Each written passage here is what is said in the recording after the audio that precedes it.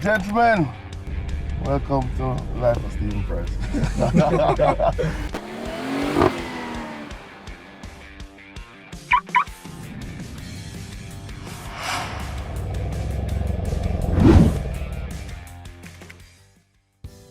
Hi, my name is Craig Powell, and I'm the CEO of Intelligent.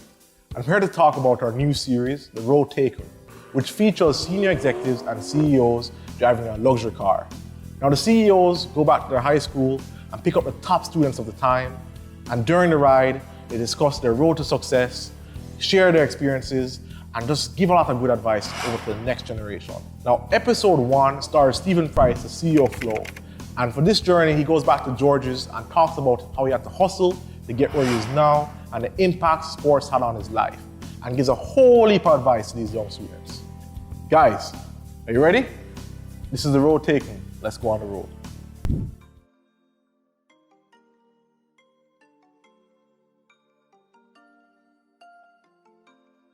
Gentlemen, welcome to Life of Stephen Price.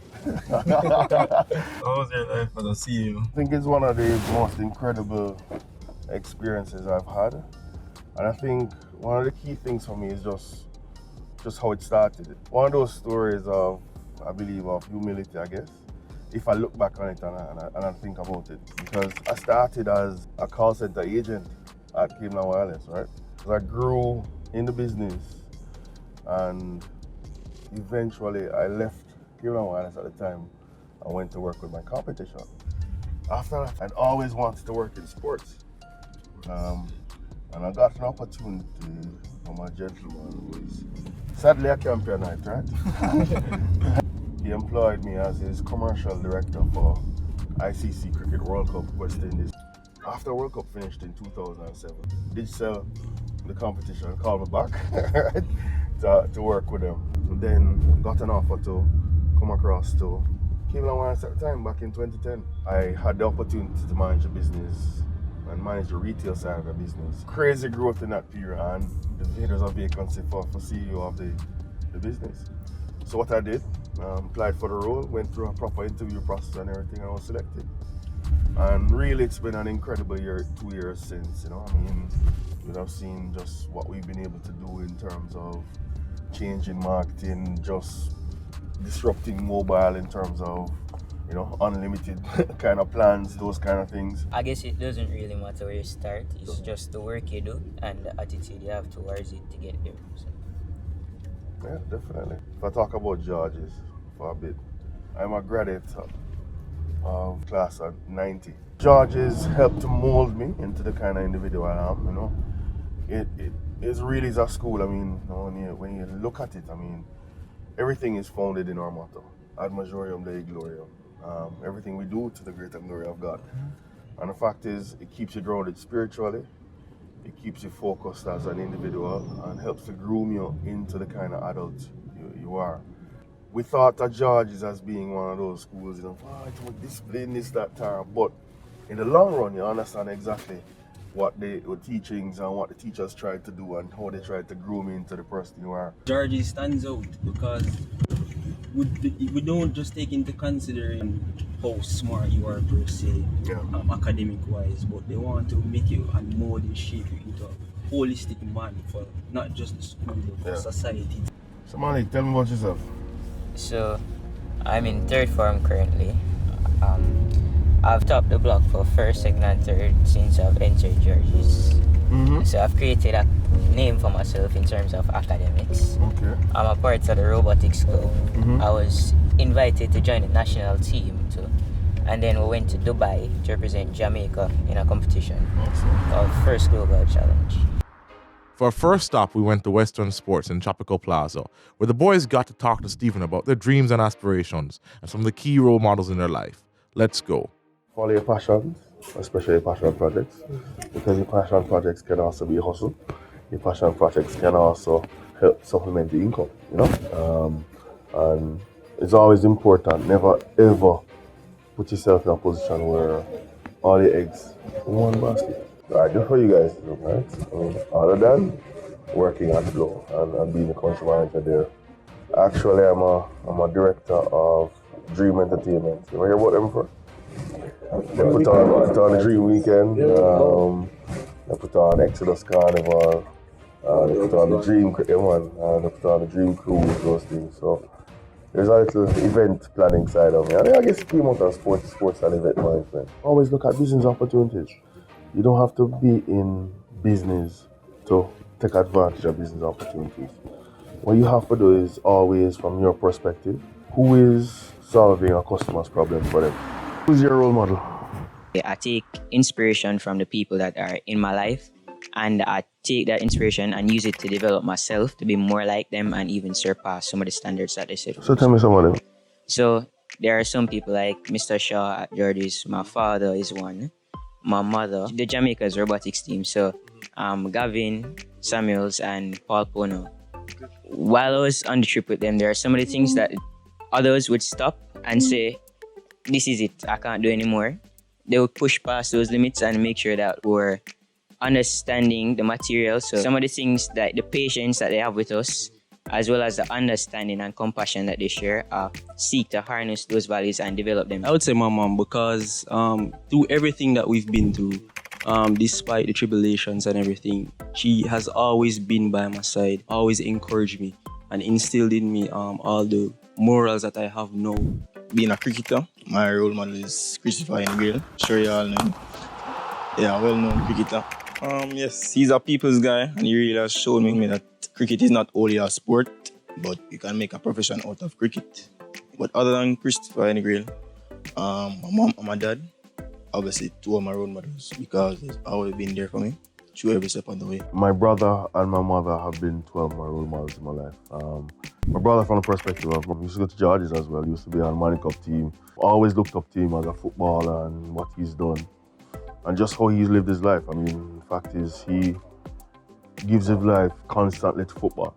Really inspired my mother as well, just because we come from humble beginnings as well, you know. And the fact is, she fought and strived to make sure that we all had a meal, we all went to school, and you know, she did it with the little that she had. One of the key things I would say to you though is, even with role models, it's always good to have mentors, right? Always bring positive persons who you believe have the values that you want to lead, and ask them to guide you, ask them to help you, ask them to mentor you.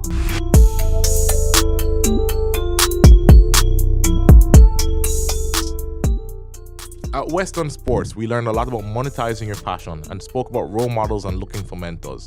Now we're headed to Sabina Park, where we get into the real deal. What does a CEO actually do? How does Stephen Price unwind? And what are some of the challenges that a CEO faces? Find out now on The Road Taken. How important is the Old Boys Network? I think the Old Boys Network is quite important, both from an alumni perspective in terms of keeping the spirit around the school and helping to raise funds and stuff for like the endowment fund or for sports or for, you know, the extracurricular activities of the school and school development. But even more so because once you're a Georgian, you're a brother of St. George's College forever, you know? And I think in more ways than one, just having the opportunity to have gone to George's, it has opened a lot of doors, because people who are fellow Georgians as well do look out for you. We know that sometimes work can be cumbersome, tedious. So what do you do in your downtime? What do you do to relax? I have kids, right? So that's a lot of my relaxation in terms of just spending time with them. But outside of that, I mean, I love music. I like reading. I like TV. Some exercise. I occasionally run. But outside of that, I mean, I'm like any other person, So you know. the general perspective of CEOs is that you just sit down and just delegate. But what is it actually like being a CEO? Being a CEO, you are really the chief people officer. Delegation happens because, yes, you're leading, right? And you want to make sure that work is apportioned across your various departments. But the fact of the matter is, you really are the chief motivator of the business. You are the one who really guides and ensures that everybody ties into one straight vision. You're the one who makes sure that everybody has the tools that they need to do their jobs. And you're the one that has to make sure that everybody is in the right seat. And outside of that, it's been the biggest cheerleader ever. What's the biggest challenge you had being the CEO of Flow? I think for me, ensuring that we bring the organization from being just ordinary to extraordinary. It's about bringing them from a place knowing that they can do so much more than they thought. If you do this with this repetition, constantly doing it with fanatic discipline, you can drive your organization to be a 10x organization. Think outside of the box, think disruptively. You have to make sure that you're not doing things the same as you've done them before. Malik, tomorrow, 8 o'clock tomorrow morning, you come to Flow, you are the CEO for the day.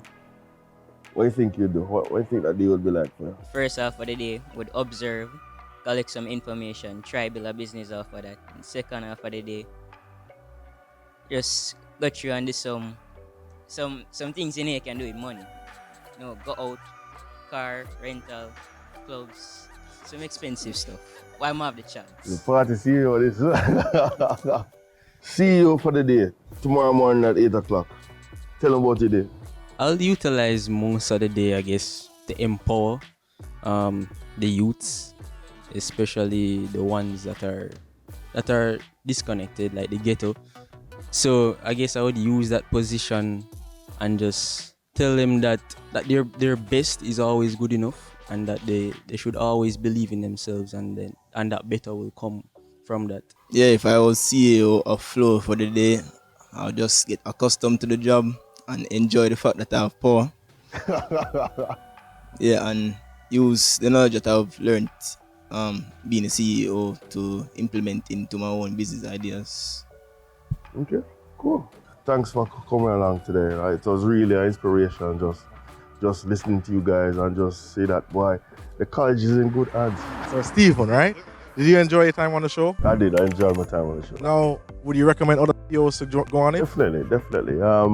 There's so many stories that need to be told, that can be inspiration to not only our boys, but our girls right across the country. Yeah. Now, there are other CEOs out there. You guys know yourself, we're going to be on the show next time. But we want to make sure that all CEOs who are doing fantastic get a chance to speak with their old boys and their old girls, right? Both male and female, to let them know that there's more that they can achieve in life. Now, Stephen was the first person specifically because it was a fantastically huge company, one of the oldest companies that are doing crazy amount of technology things, one of the most innovative in Jamaica. And his story is quite amazing. And we're super excited to do more. So next time, guys, leave your comments below if you have any questions for Stephen or any other guys. Make sure you leave some comments, and then I'm sure we can reach out to them and see if they have any answers for you. Thanks for watching. See you next time. And special thanks to our wonderful sponsors, ATL Autobahn, for lending us this wicked X3 M40i. This is over $17 million worth of car. Now, it's a 3-liter inline-six engine with a twin power turbo, producing 360 horsepower.